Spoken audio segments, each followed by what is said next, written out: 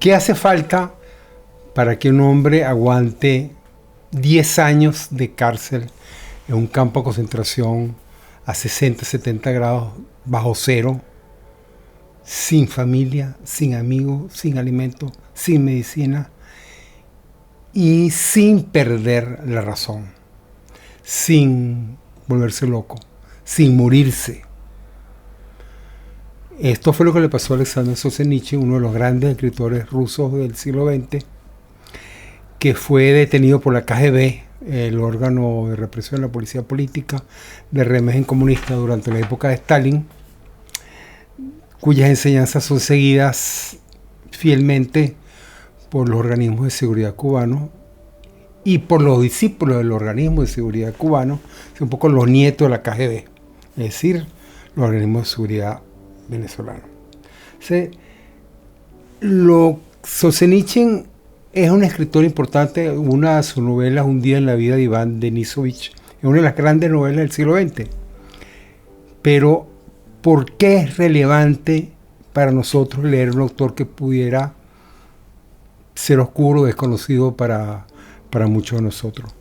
Solzhenitsyn nació a comienzos del siglo XX, hijo de cerca del Mar Negro, cerca de Ucrania. Era hijo de un terrateniente que perdió todas sus posesiones durante la Revolución Bolchevique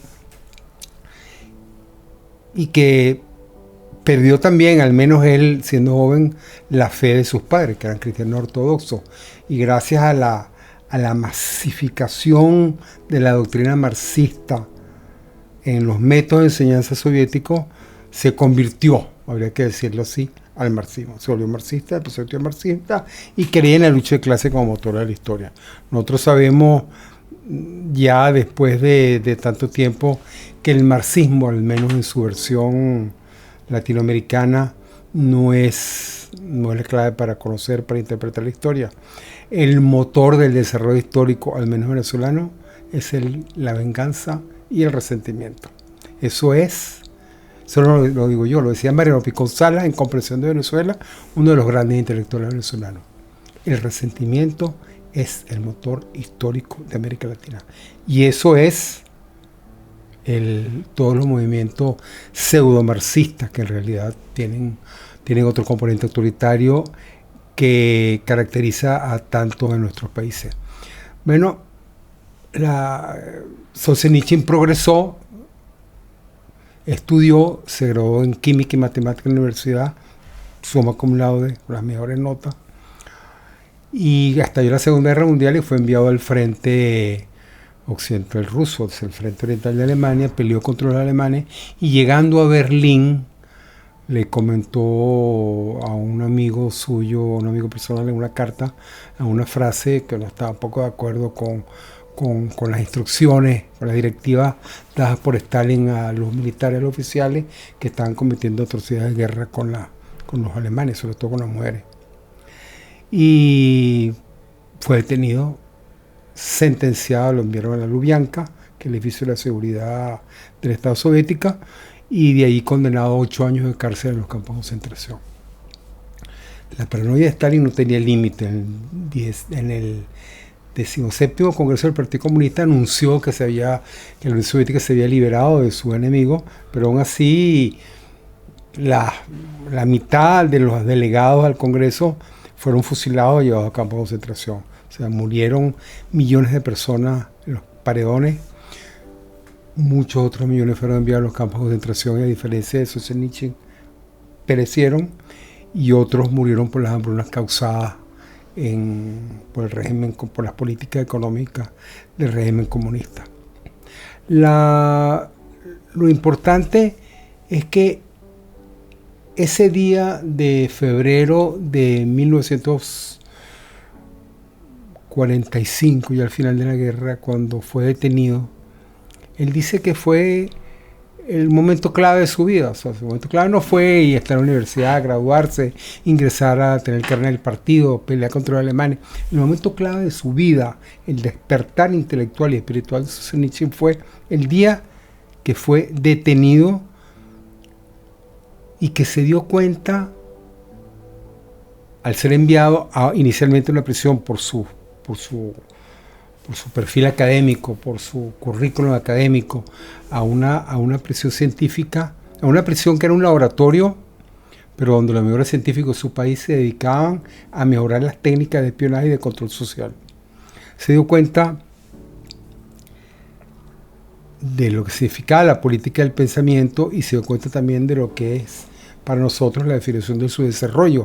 Es decir, cuando la política invade todas las esferas, todas las dimensiones de la vida social. No hay obras literarias, musicales o artísticas al margen de la estrategia de poder del Estado autoritario. No hay economía, no hay progreso, no hay desarrollo económico, no hay nuevas empresas al margen de la estrategia del control del poder. Por eso es que Norberto Bobbio, un conocido filósofo italiano, decía que en realidad solo hay dos grandes teorías políticas: el liberalismo, que consiste en controlar, limitar, frenar al poder mediante equilibrio de poderes legislativo y ejecutivo, como lo planteaba Montesquieu en el siglo XVIII, y la teoría marxista, que consiste en la captura del poder y la conservación del poder para siempre. Es decir, que él, estando en esta prisión, desarrolló cáncer, fue curado y después lo enviaron a otro, lo sacaron de ese laboratorio de control social donde se afinaban las herramientas de represión y de espionaje de la población. Se calcula que 2 de cada 3 personas en la época soviética fueron sometidas a interrogatorios o al control de la KGB. Es decir, una población entera sometida al espionaje y a la represión. Le detectaron cáncer al final, en 1952, al final de su condena. Fue enviado se curó, lo enviaron a un hospital y allí escribió, o por lo menos allí nació la idea de Pabellón de Cáncer, otra de sus novelas, donde narra un poco, se da cuenta que a diferencia de la libertad extrema que buscaban, o con la que creían, o la que defendían los revolucionarios de todas las épocas, no solamente los soviéticos, por lo menos los personajes de Dostoyevsky en su novela El Príncipe, Stavogrin en Lo Endemoniado, Raskolnikov en Crimen y Castigo, la libertad absoluta del ser humano conduce al terror, al mal y a la muerte, y la única alternativa, se dio cuenta Solzhenitsyn, ante esa ambición, ante esa creencia de una libertad ilimitada, es el control de sí mismo, el sacrificio de sí mismo para ofrecer en amor, en compasión al prójimo un conocimiento de sí mismo, un diálogo, una apertura. Es una cosa, fue realmente un despertar. Del laboratorio, de su experiencia en los laboratorios fue el origen de su novela El Primer Círculo, que escribió al ser liberado en 1953, al cumplir su condena, y de la experiencia en el pabellón canceroso escribió su novela sobre el pabellón del cáncer, sobre de qué manera logró despertar, pues, de alguna manera intelectual, espiritualmente hablando. Son novelas filosóficas al estilo de Thomas Mann, son novelas de aprendizaje, pero que se enfrentaban con una sociedad en el momento que fueron escritos, comienzo de la década de los 50, todavía finalizando el régimen de Stalin, pues ya tenía Solzhenitsyn las ideas en su cabeza. Él no podía, él sabía que iba a escribir, pero que jamás iba a publicar, o al menos era lo que pensaba. En 1953, a comienzo, en enero, no me recuerdo si fue el 5 de enero, comienzo de enero de 1953, muere Stalin, matan a Lavrenti Pavlovich Beria, que era el jefe de la KGB, y surge el poder Khrushchev. Khrushchev, para enfrentar los elementos más duros de la línea dura estalinista de su partido, lanza en el 10º Congreso su discurso condenando los excesos del régimen estalinista, y una de las consecuencias, una de las políticas que produjo fue que autorizó la publicación Un día en la vida de Iván Desinovich, que es una crónica de un preso político soviético en las cárceles en Siberia. Publica el libro, y el libro fue una bomba atómica en el seno, una bomba atómica psicológica en el seno de la sociedad soviética. Nadie durante décadas se había atrevido a hablar, ni siquiera entre amigos, entre familias, de lo que significaba la represión estalinista.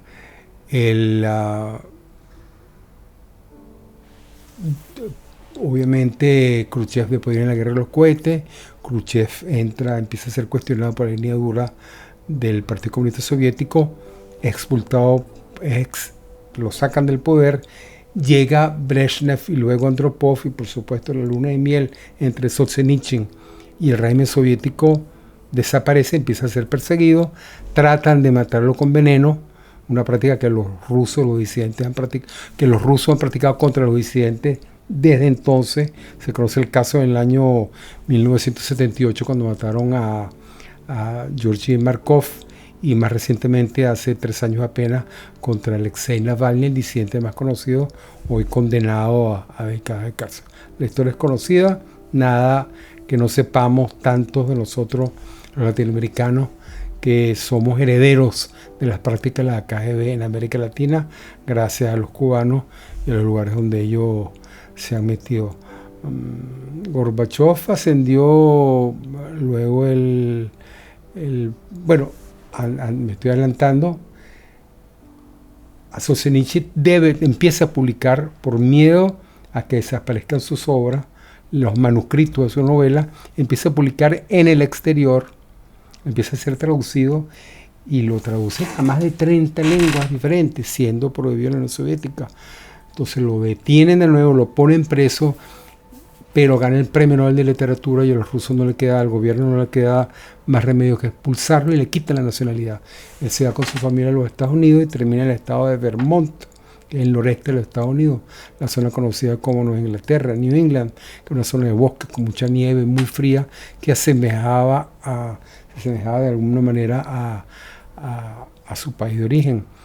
Gorbachev llega al poder en 1985, está la guerra de Vietnam, que fue un poco el fin de la Unión Soviética, como Ucrania pudiera ser el fin del gobierno de Putin. El gobierno chino arremete contra miles de estudiantes en Tiananmen, y finalmente Yeltsin viaja a los Estados Unidos, se entrevista con Solzhenitsyn y le pide que regrese, le devuelven su nacionalidad a su familia y a sus hijos, unos muchachos brillantes que habían estudiado en las mejores universidades, y él regresa a Estados Unidos. Él regresa de Estados Unidos, regresa a Moscú, donde es recibido con los honores de un héroe cultural. Pero el énfasis de Solzhenitsyn estaba en recuperar los principios, el fundamento de una espiritualidad cristiana en el mundo contemporáneo. Los rusos en 1990 lo que querían era gastar, ir a McDonald's, ir a Starbucks, comer bien, vestirse con zapatos Nike, usar camisa Adidas, tener carros Toyota. Era una euforia del consumo, y por supuesto Solzhenitsyn, que era un habitante que había salido del infierno, por así decirlo, intentaba comunicarse con quien él pensaba que eran habitantes del purgatorio, que todavía no habían llegado a darse cuenta dónde encontrar una verdadera libertad, dónde alcanzar una autenticidad personal capaz de eludir las propagandas y esas nociones, esa onda consumista del mundo occidental que había atrapado a Rusia. Bueno, colapsa la Unión Soviética y Solzhenitsyn muere sin haber recuperado de alguna manera la vigencia que él ha debido tener y que debe tener con nosotros. Y son libros difíciles en esta época de las redes sociales, donde nada que dure más de 2 o 3 minutos es agradable y cuesta leer novelas de 700, 800 o 3000 páginas. Sin embargo, creo que es un autor importantísimo para nosotros poder sobrellevar, vencer esta especie de ola de oscuridad que está cayendo y que está cubriendo buena parte de América Latina, esta ola de autoritarismo que ha destruido y ha separado ya a tantas familias nuestras a lo largo del continente. Bueno, los invito a leer, por supuesto, la obra de Solzhenitsyn. Ricardo Bello, del programa ECO de 1886, transmitiendo desde Sevilla, España. Muchas gracias.